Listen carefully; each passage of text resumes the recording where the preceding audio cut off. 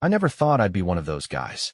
You know, the ones you read about online, the clueless husband, living in blissful ignorance while his wife is out there making a mockery of their vows.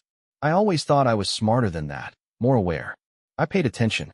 Or at least, I thought I did. But looking back now, I can see the cracks had been there for months, maybe even years, and I just didn't want to admit it. My wife, Sarah, and I had been together for nearly a decade, married for 7 of those years.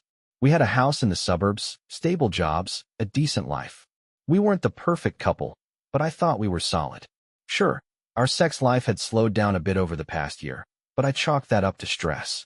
We both worked long hours, me in IT, her in marketing. She was always running off to networking events, client meetings, the kind of things I didn't question because I trusted her. I never imagined she was using those work obligations as cover for something far more sinister. It started with little things.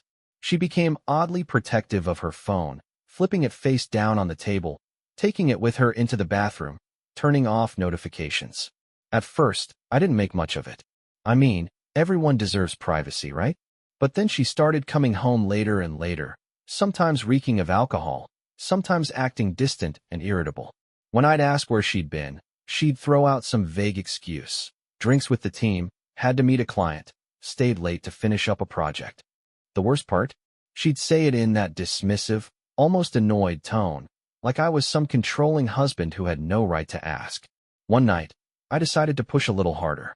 She had stumbled in at nearly midnight, hair messy, makeup smudged, her blouse slightly unbuttoned. Something about the way she looked that night sent a chill through me. It was different from before. I asked her why she was so late, and she rolled her eyes. God, Michael, do you have to interrogate me every time I go out? She snapped, tossing her purse onto the couch. I told you it was work. Not everything is a conspiracy. The anger in her voice felt calculated, defensive. Maybe it was paranoia, but I started paying more attention. I noticed how she always had an excuse to be on her phone, even during dinner. I started watching her movements, how she suddenly started spending more time at the gym, even though she never cared about working out before. How she started dressing differently, choosing sexier outfits that she never wore around me.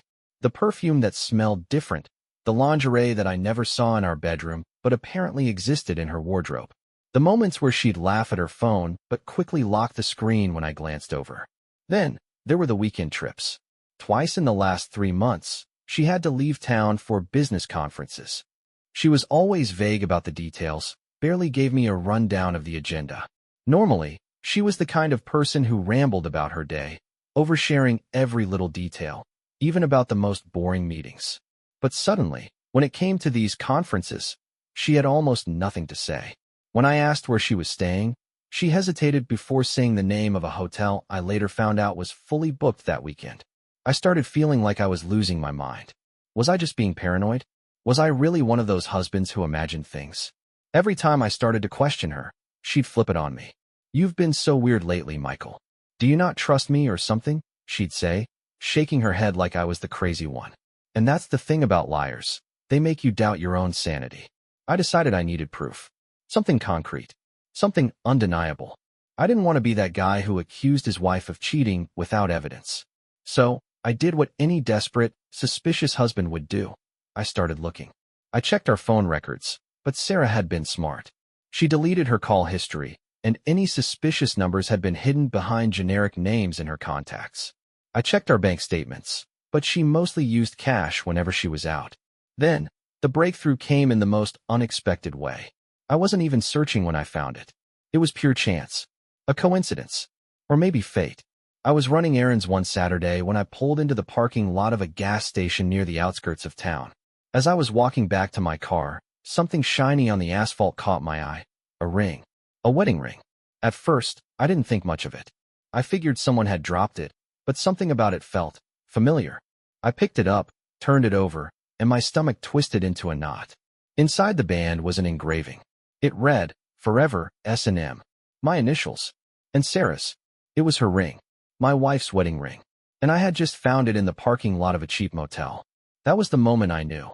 The moment everything came crashing down. I stood there in the parking lot, gripping the ring so tightly my knuckles turned white.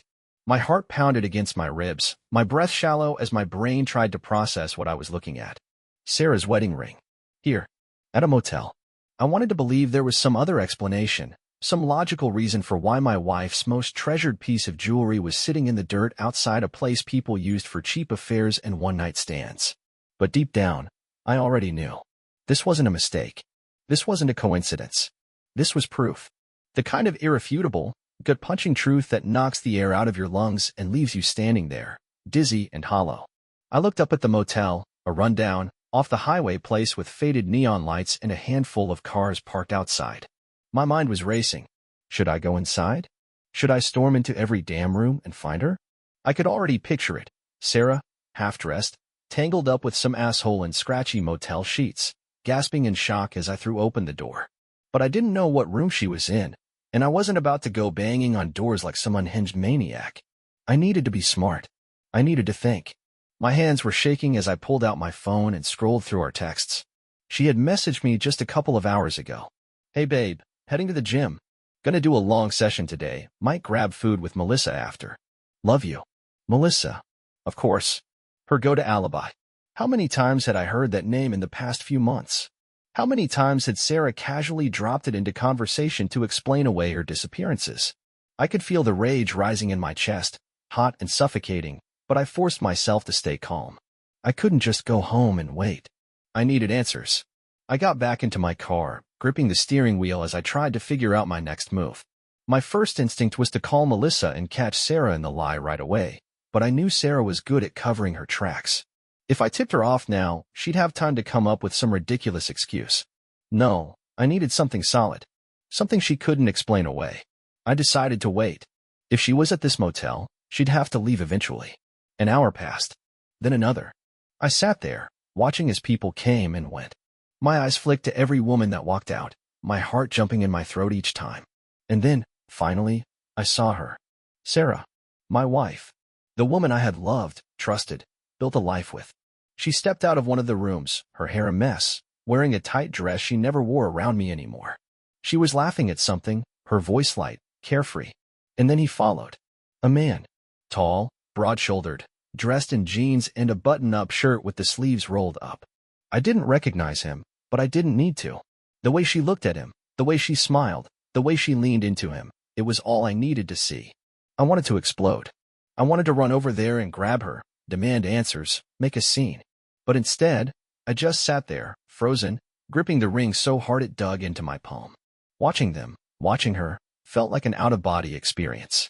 I had imagined this moment 1,000 times in my head, the moment I would catch her in the act, and yet now that it was happening, I felt nothing but a strange, hollow emptiness.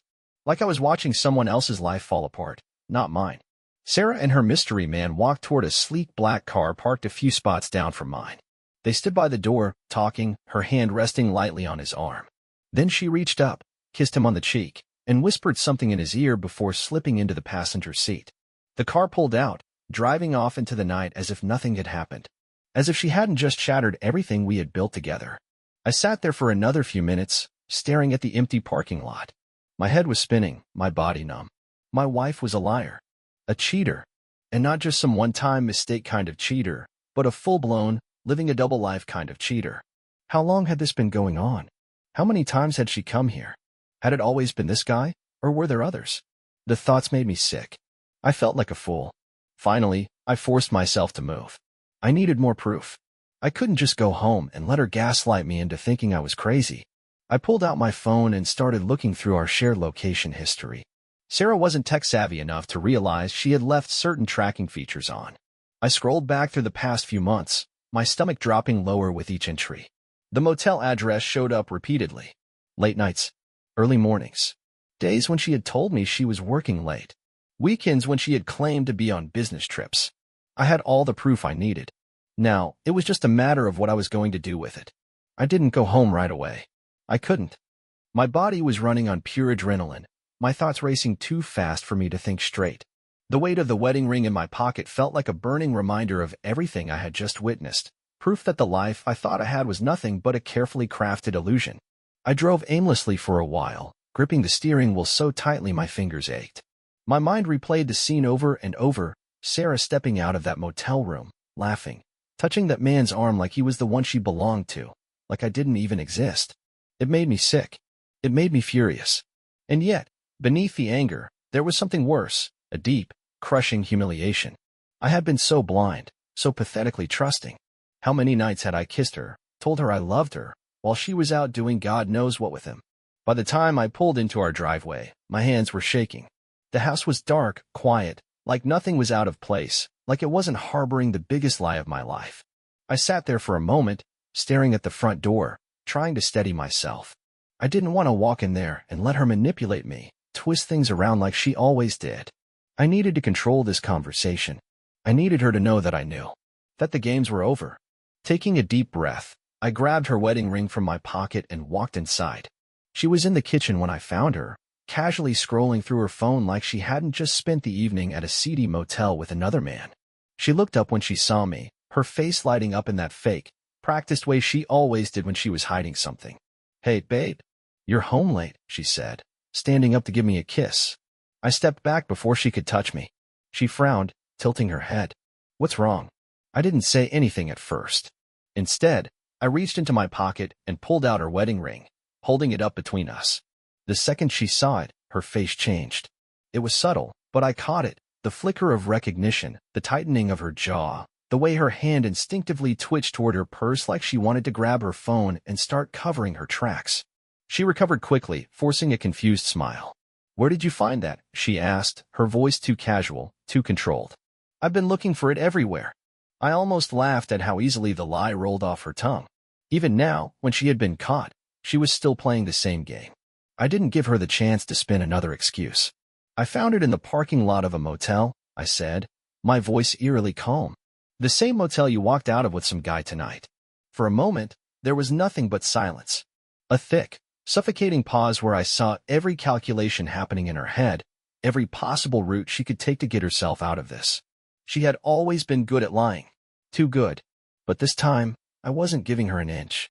I crossed my arms and waited, watching as the gears in her head spun frantically. And then, she scoffed. Actually scoffed, like I had just accused her of something ridiculous. "Oh my God, Michael, are you serious right now?" she said, shaking her head. "You're spying on me now? Following me around? Do you have any idea how crazy that sounds?" I felt my fists clench at my sides. I had expected lies, but this was infuriating.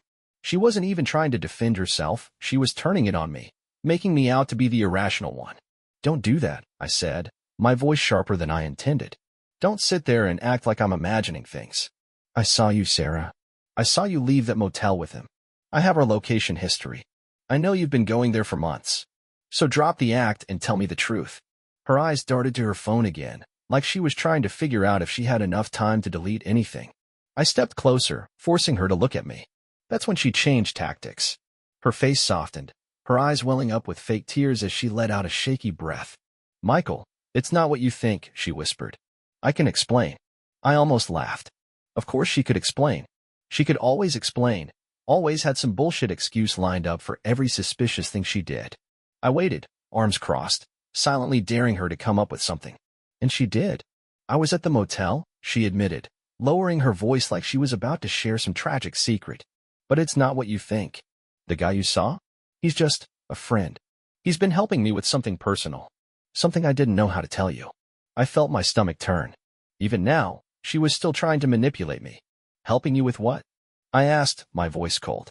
She hesitated, her lip trembling just enough to make it look real. "I've been struggling, Michael. With us. With everything. I didn't know how to tell you. But I've been going to therapy." I stared at her, waiting for the punchline. Therapy. That was her angle? I let out a bitter laugh, shaking my head. "You expect me to believe that your therapist is some guy you meet at a motel? That you just happened to lose your wedding ring there?" "I took it off for the session," she blurted out, as wide like she had just come up with the excuse in real time. "I was fidgeting with it, and I must have dropped it outside." "And the guy you saw? He's not my therapist. He's been helping me work through things privately before I talk to a professional." The sheer audacity of it was almost impressive. She had just been caught red-handed, and yet here she was, spinning some pathetic sob story like I was too stupid to see through it. "Cut the shit, Sarah," I snapped, throwing the ring onto the table. "You've been cheating on me. Don't insult me by pretending otherwise." And just like that, the The fake tears disappeared. Her entire expression shifted, hardening into something cold and almost irritated. She rolled her eyes, crossing her arms. Oh, please, Michael. You're being so fucking dramatic. So what if I've been seeing someone? Maybe if you hadn't been so boring all the time, I wouldn't have had to. The words hit like a slap. Not because they were true, but because they were cruel. Because she didn't even have the decency to pretend she felt guilty. My stomach twisted, my hands shaking with barely contained rage. Wow, I muttered, laughing bitterly. So that's it? That's your excuse? I was boring. She shrugged, like it was the most obvious thing in the world. Yeah, Michael. You were boring. You never did anything exciting, never wanted to go out, never put in any effort. So yeah, I found someone who did. Someone who actually made me feel alive. I wanted to scream. I wanted to grab something and throw it, to wipe that smug, unapologetic expression off her face. But instead, I just exhaled, long and slow, and met her gaze with a steadiness I didn't know I had. Good, I said finally. Then you can go feel alive somewhere else. Her smirk faltered, just for a second. What's that supposed to mean? It means, I said, stepping back, that we're done. And for the first time in this entire conversation, I saw something real flicker in her eyes. Panic. Because she thought she had control. She thought she could spin her lies, twist things around, guilt me into staying. But she had just pushed too far. And now, she was finally realizing she had lost. Sarah stood there, arms crossed, her lips pressed into a thin line as if she were daring me to back down. But for the first time in this entire nightmare, I wasn't the one floundering. I wasn't the one second-guessing myself.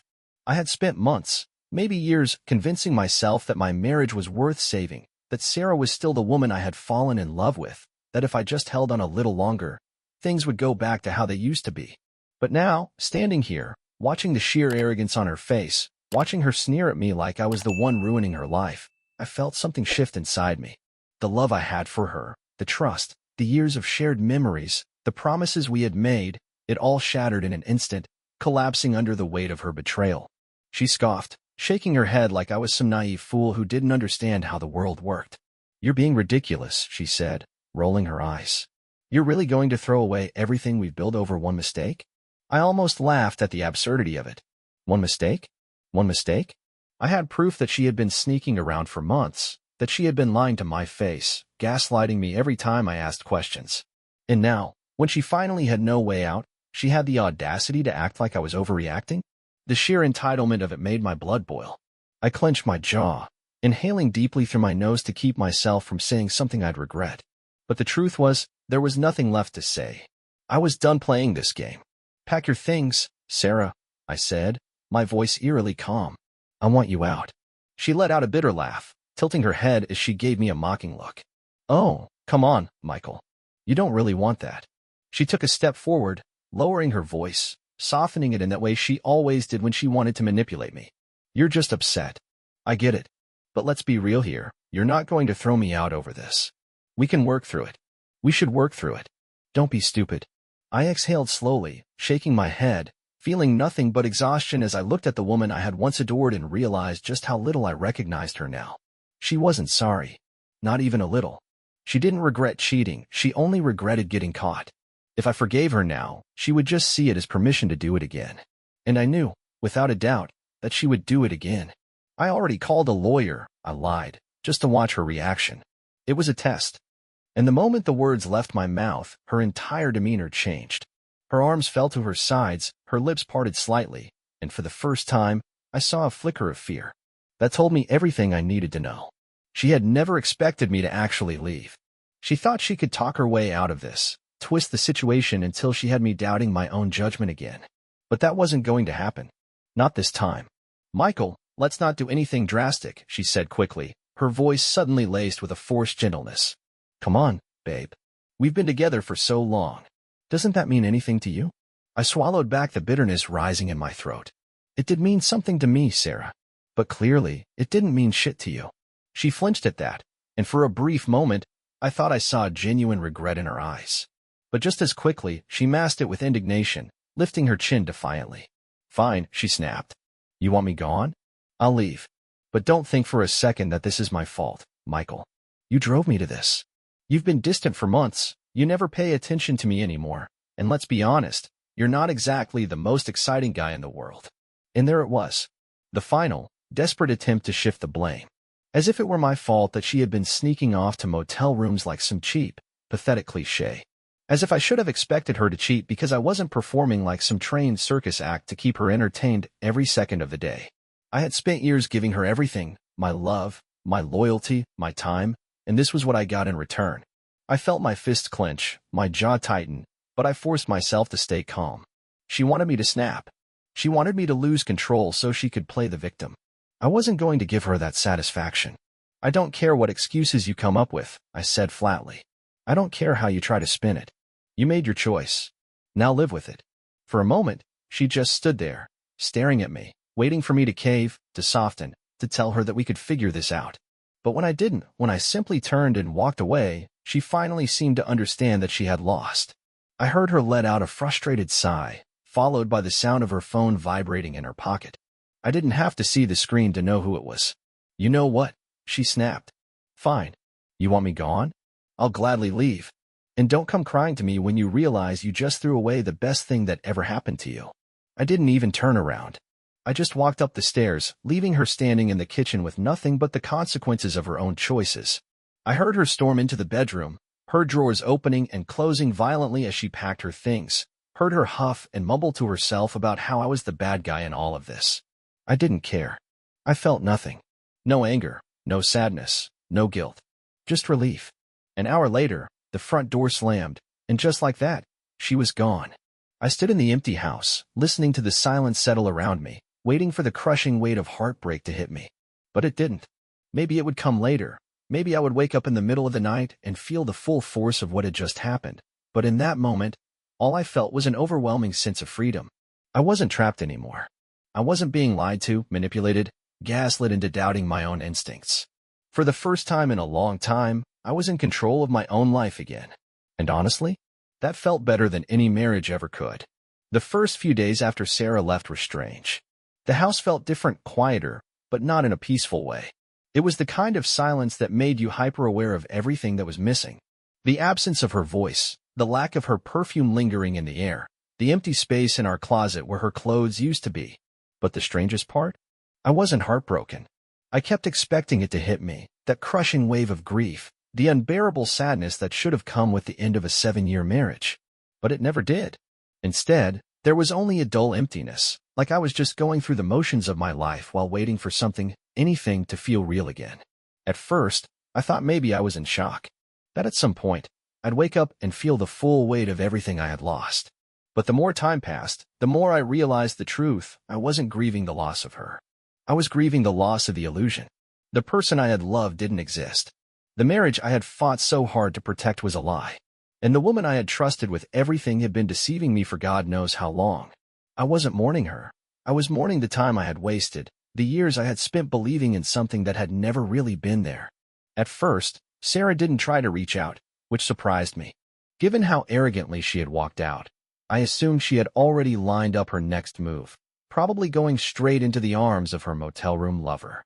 I imagined her spinning the story to her friends and family, painting me as the cold, distant husband who had pushed her into cheating.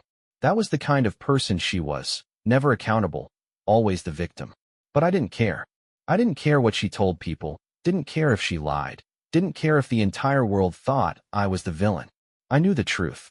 That was enough. But then, about a week after she left, she called me. I stared at my phone for a long time before answering. Part of me tempted to just ignore it, let her words disappear into the void where they belonged.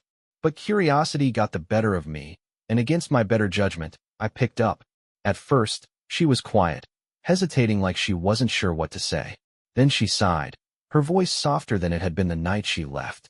"Hey," she said, like she was calling to check in on an old friend instead of the husband she had betrayed.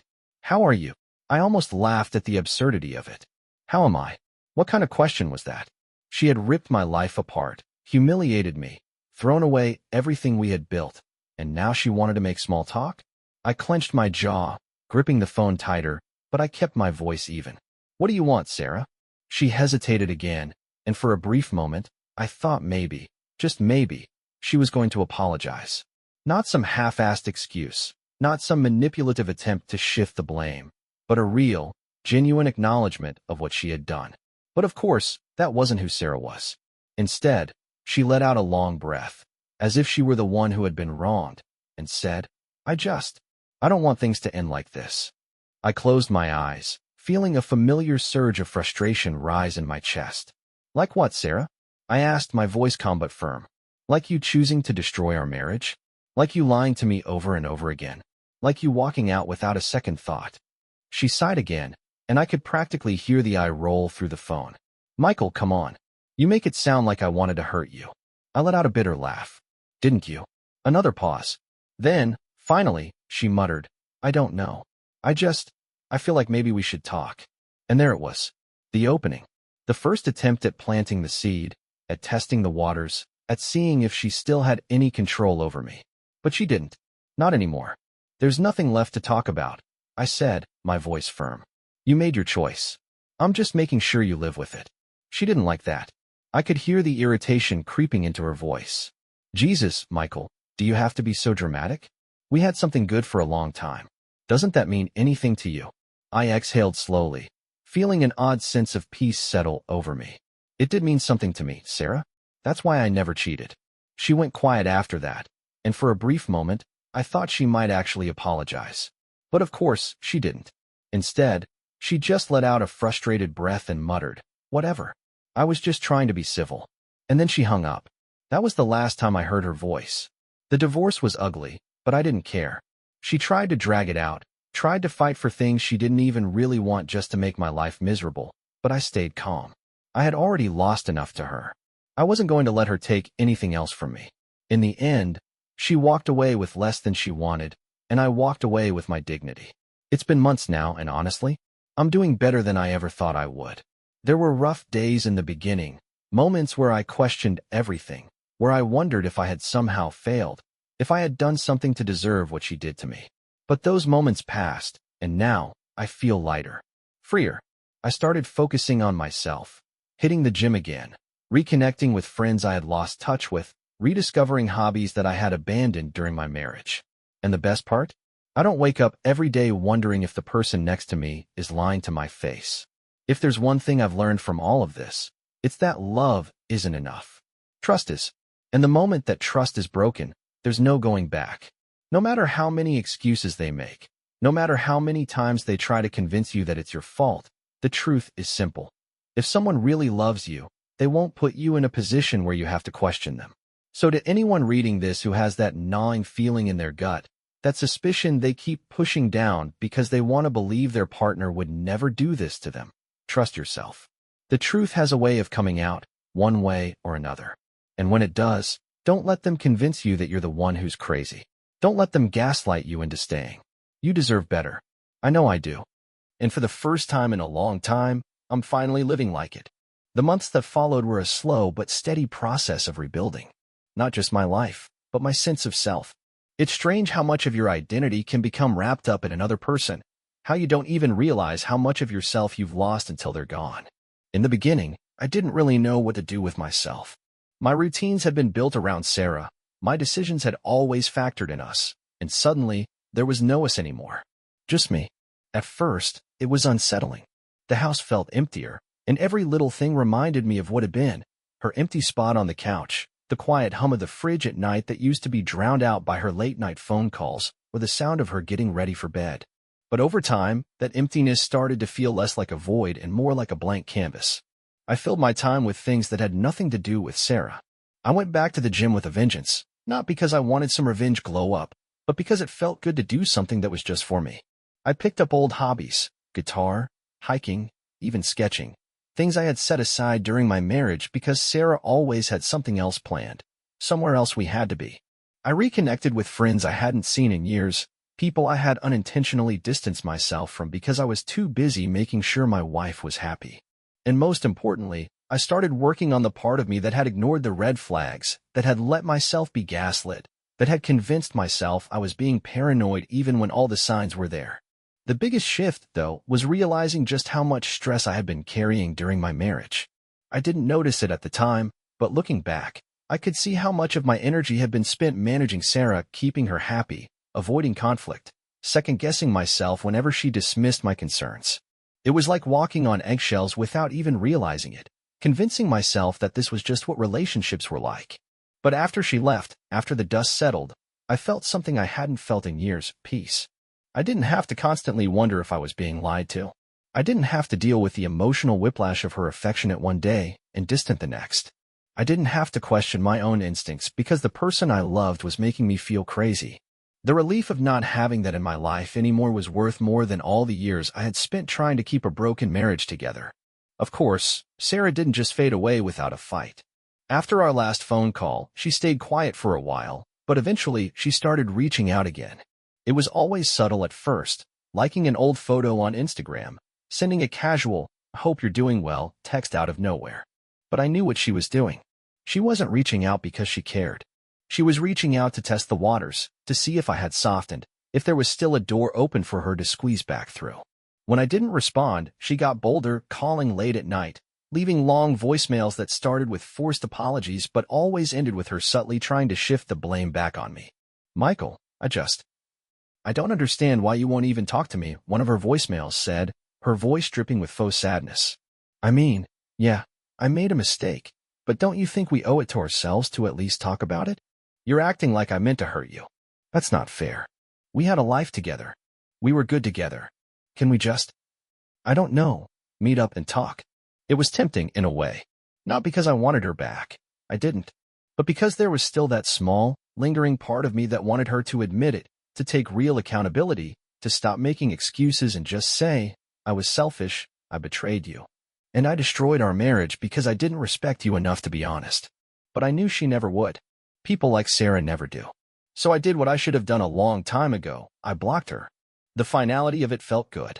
There was no lingering thread connecting us anymore. No open line for her to manipulate her way back into my life.